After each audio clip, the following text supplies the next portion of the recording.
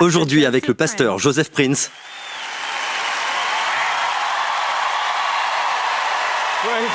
Louons le Seigneur. Salut Lakewood. Salut les USA. Ça fait du bien d'être de retour parmi vous. Vous voulez bien faire 2 fois plus de bruit pour Jésus, celui qui a rendu tout cela possible. Amen. Merci Seigneur. Je reçois l'amour, je reçois toute l'appréciation, mais je la remets à celui dont le nom est élevé, au-dessus de tout autre nom. Sa présence est déjà très forte parmi nous. Vous savez, nous sommes tous des croyants, n'est-ce pas? Amen. Nous n'avons pas besoin de le ressentir, mais c'est si bon parfois de sentir sa présence parmi nous, comme ce soir. Alors tout est possible, amen. Vous voulez bien saluer 1 ou 2 personnes avant de vous asseoir? Dites-leur, je sais que je suis plus beau que toi, mais tu t'améliores de jour en jour. Ensuite, vous vous asseyez. Hey, ce n'était qu'une blague. Waouh, c'est formidable. C'est génial. Cette salle brûle d'amour pour Jésus.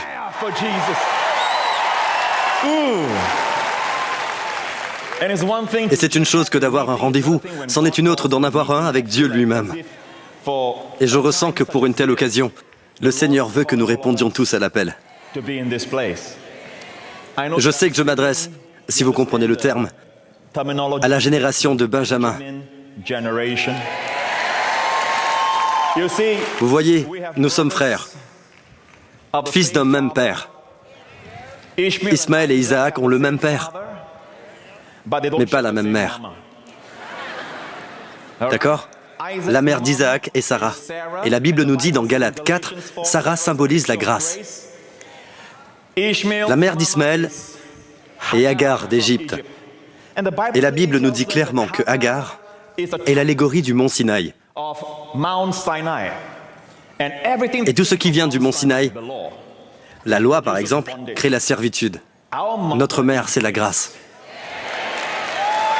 Maintenant, si nous craignons que de ne pas être sous la loi, fait de nous des personnes illégales, la Bible dit « Le péché n'aura point de pouvoir sur vous, puisque vous êtes non sous la loi, mais sous la grâce. »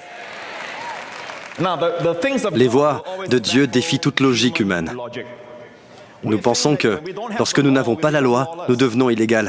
Mais Dieu dit dans 1 Corinthiens, chapitre 15, verset 56, « La puissance du péché, c'est la loi. » Plus vous essayez d'observer la loi, et plus ça devient difficile.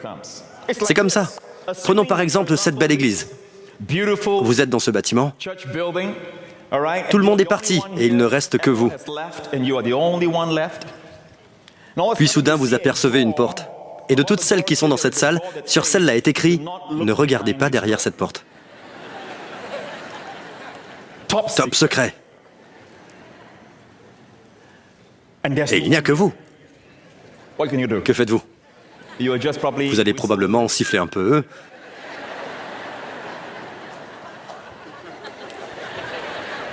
Il y a quelque chose à propos. Les autres portes ne vous tentent pas. Mais il y a quelque chose à propos de la loi. Il n'y a rien de mauvais dans la loi. La loi est parfaite, la loi est sainte, la loi est bonne. Mais la loi ne peut vous rendre saint. Elle a été écrite par Dieu pour nous révéler. Amen. Certains d'entre nous prêchons les 10 commandements en série. Et la Bible appelle cela le ministère de la mort. Donc nous tuons lentement des gens. Et dans cette église, nous recherchons tous la sainteté. Nous voulons tous une vie victorieuse et bonne.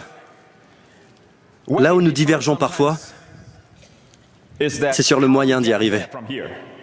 Et je crois que ce n'est que par la grâce de Dieu. Alors que Ismaël et Isaac ont le même père, Abraham, ils ne partagent pas la même mère. Et la Bible nous dit que vint un temps où Ismaël persécutait Isaac. Ils ont le même père, mais la mère d'Ismaël est Agar. Vous vous souvenez d'elle, l'allégorie de la loi. Donc ils persécutent l'enfant de la grâce. L'inverse ne peut jamais arriver. Et la Bible nous dit clairement dans Genèse, chapitre 18, quand cela est arrivé. Cela est arrivé le jour où Isaac fut sevré. La Bible dit « Bénis ceux qui sont persécutés pour la justice ». Mais la définition de la justice, dans Hébreux chapitre 5, est que quiconque en est au lait.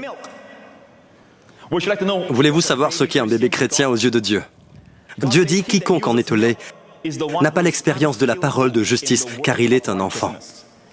Si quelqu'un entend le mot justice et comprend que cela signifie bonne conduite, c'est encore un bébé.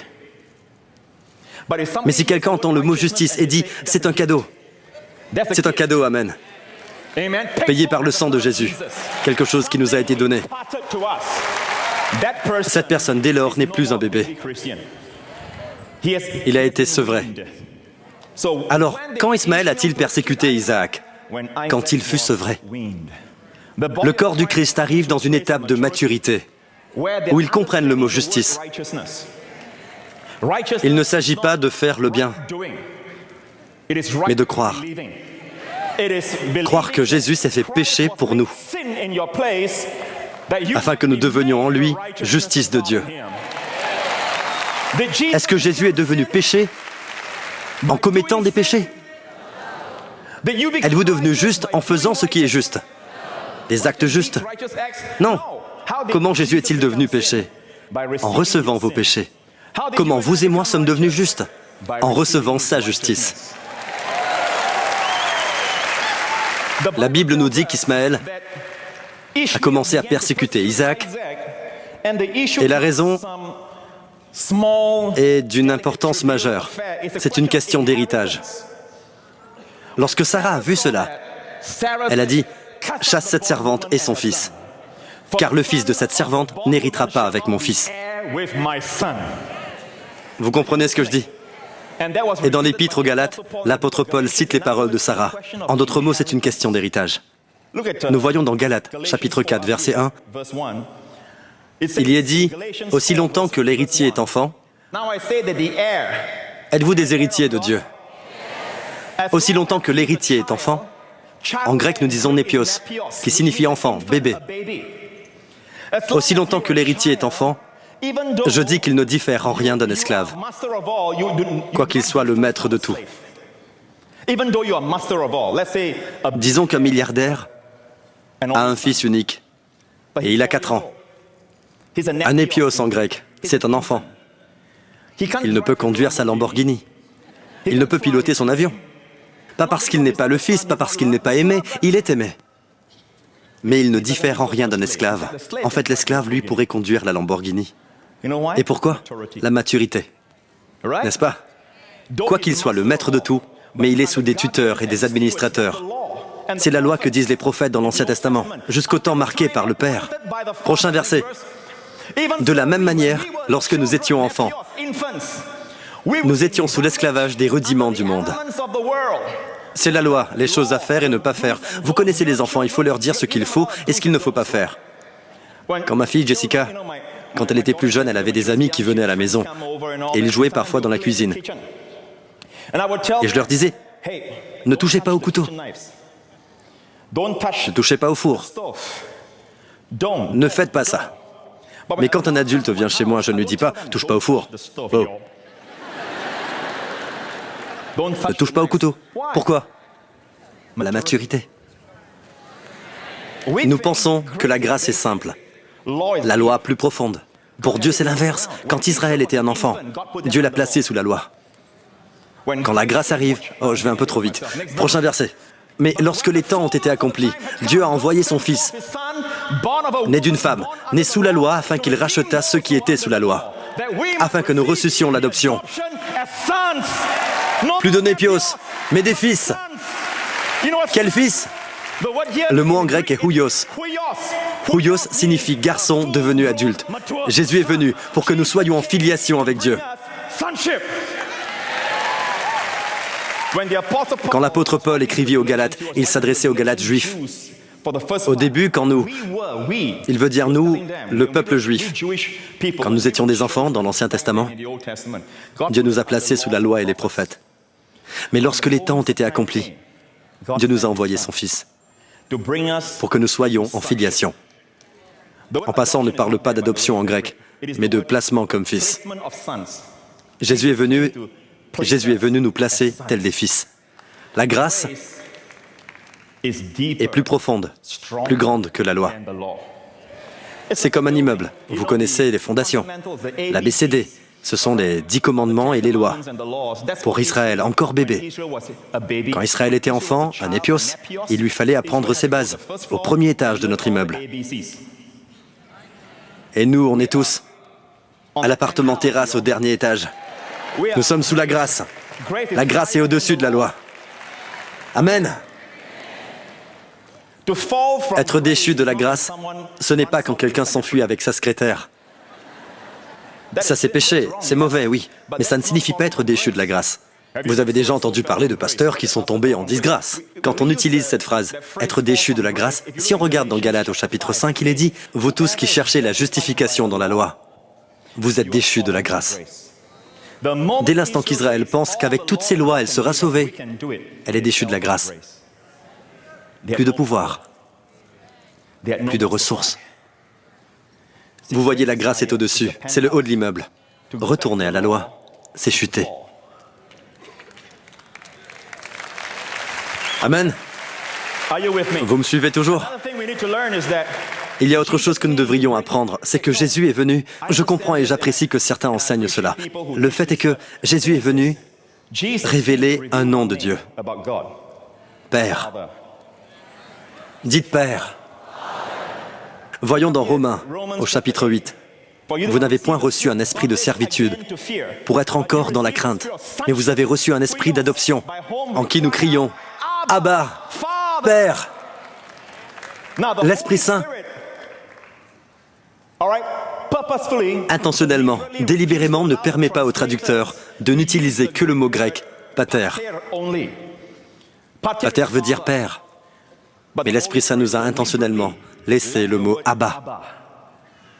En hébreu et en araméen, langue que parlait Jésus, Abba ne signifie pas « Père ». Oh Père, mais ça veut dire « Papa ». Papa. Seuls ceux qui ont l'esprit de filiation. Dans Romains au chapitre 8, il est dit « Vous n'avez point reçu un esprit de servitude pour être encore dans la crainte ». Pourquoi dit-il « encore » dans la crainte? Ce n'est pas comme avoir peur des serpents ou avoir peur du crime. Ça n'a rien à voir. Ça doit forcément vouloir dire la crainte de Dieu. Vous n'avez point reçu un esprit de servitude, celui de l'Ancien Testament, à nouveau. Et vous avez reçu un esprit de filiation, à travers lequel nous crions « Papa »,« Abba ». Et vous savez quoi? Vous avez peut-être eu une enfance difficile. Peut-être que vous avez grandi avec un père qui a abusé de vous, émotionnellement ou physiquement. Mais écoutez, Dieu le Père n'est pas comme ça. Et il veut être votre Père. Peu importe l'âge que vous avez, vous serez toujours un enfant. You will always be a child in his eyes. It's as if God is C'est comme si Dieu vous disait, You will always be a child in my eyes. When you need some love, my arms are open wide. And even when you're growing old, I hope you realize you will always be a child in my eyes. Amen. Et si seulement nous pouvions rester dans sa présence, même si nous n'avons pas de prière à lui adresser, et que notre seule prière est « Papa ». Papa, mon Dieu, je vous le dis, la peur, la culpabilité, la dépression, tout cela va fondre comme neige au soleil dans la présence de notre Papa. Même si vous ne savez pas vous exprimer, dites juste « Papa, mon Dieu ». Vous savez, quand Jessica avait 3 ans, elle faisait des cauchemars. Et quand elle se réveillait, elle ne disait pas « Oh, grand pasteur de l'église de la nouvelle création, toi le directeur des ministères de Joseph Prince, oh toi l'auteur célèbre, toi qui me nourris, toi qui m'habilles, viens, je t'en prie, viens, viens me consoler au milieu de la nuit. » Ou je ne sais quoi. Elle ne parle pas comme ça. Tout ce qu'elle fait, quand elle se lève, c'est crier « Papa !» Et je vous le dis, papa rapplique au plus vite. Et s'il y a un monstre sous le lit, c'est la dernière fois qu'il effraie un enfant.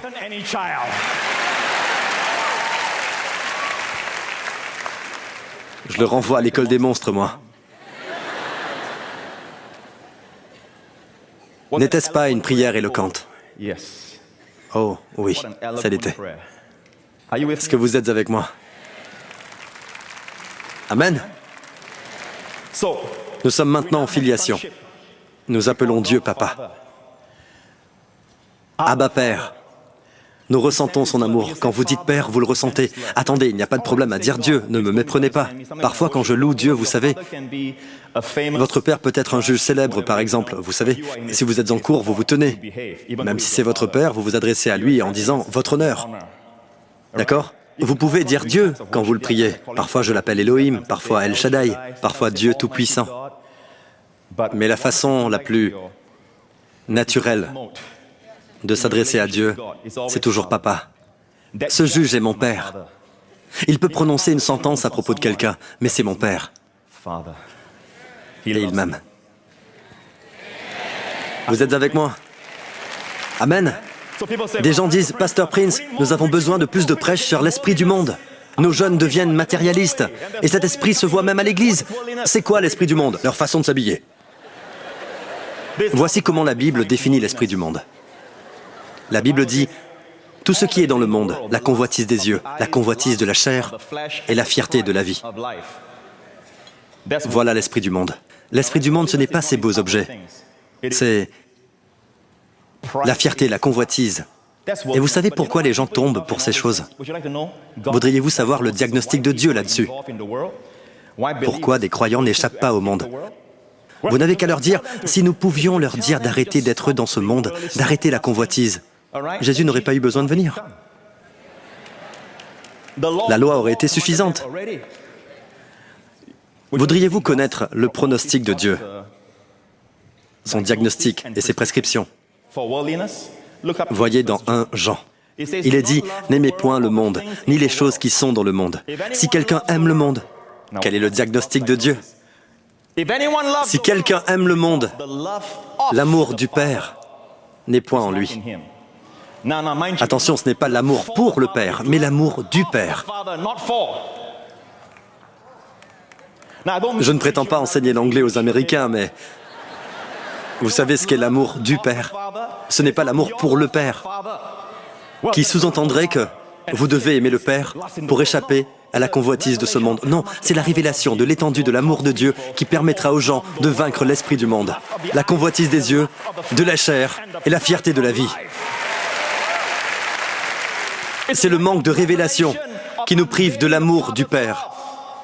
Et Dieu élève des ministères comme il élève Joël de sa chair, proclamant l'amour du Père, donnant de l'espoir aux masses. Et vous savez quoi? Des gens échappent au monde par accident. Ils se libèrent de la convoitise de la chair, des yeux, de la fierté, et rendent grâce à Dieu par accident. Amen.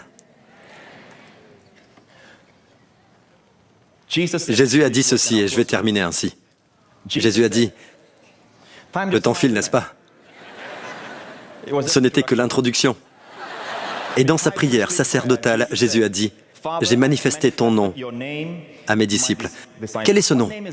C'est le nom Père. J'ai manifesté ton nom aux hommes que tu as tirés du monde pour me les donner. Ce n'était pas El Shaddai. Les Juifs connaissaient El Shaddai. Ils connaissaient Jéhovah. Adonai. Elohim. Le nom était Papa. C'est comme s'il retournait faire un rapport à son Père. Père, j'ai manifesté ton nom. Plus bas, nous voyons qu'il dit, je ne suis plus dans le monde, et ils sont dans le monde, et je vais à toi. Père Saint, garde en ton nom ce que tu m'as donné. Savez-vous ce que cela signifie? Le mot garde en grec est thério. Thério signifie protéger de la perte et des préjudices. Protéger de la perte et des préjudices. Vous savez comment on protège notre peuple? En leur rappelant l'amour de Dieu.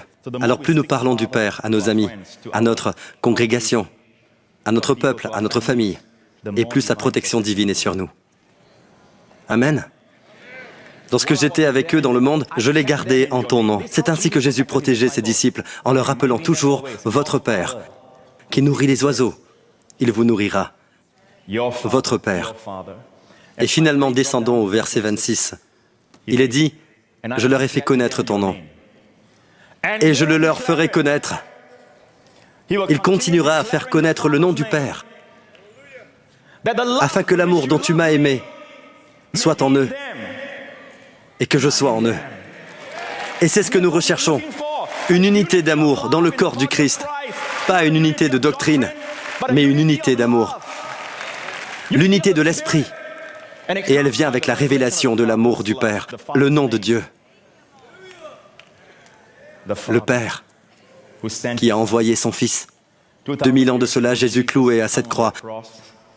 Et pour la première fois dans le ministère de Jésus, il leva les yeux au ciel, et le Père n'était pas là. L'obscurité envahit la terre, et je crois que la foudre tomba, et que le tonnerre gronda comme au mont Sinaï, alors que Dieu libéra sa juste furie et sa sainte indignation contre tous nos péchés dans le corps de Jésus. Et Dieu épuisa toute sa colère sur le corps de Jésus. Vous savez, dans cette pénombre, on entendait un cri venant de la croix.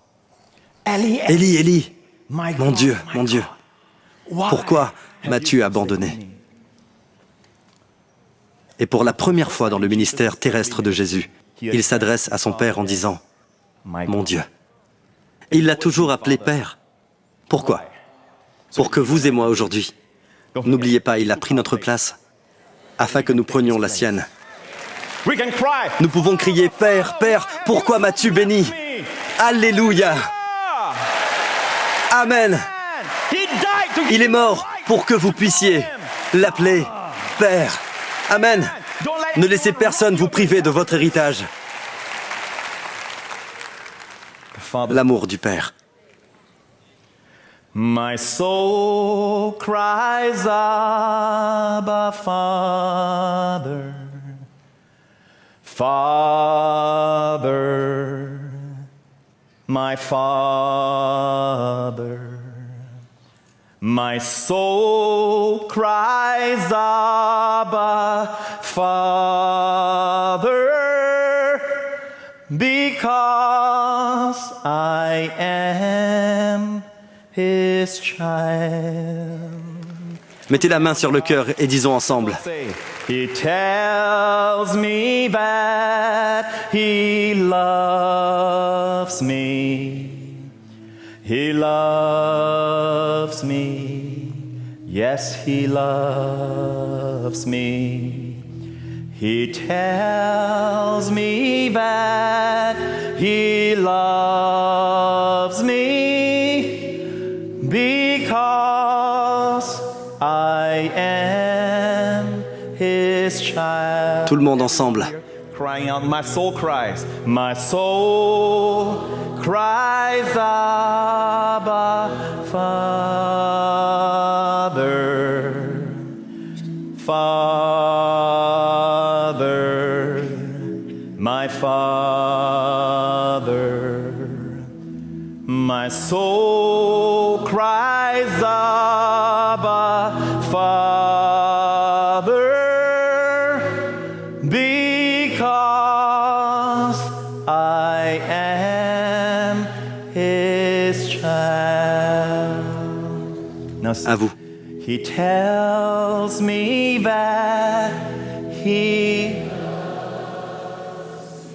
loves Il m'aime.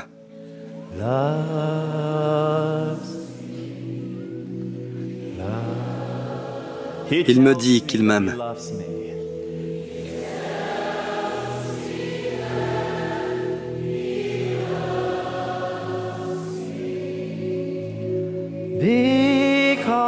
Because I am His child.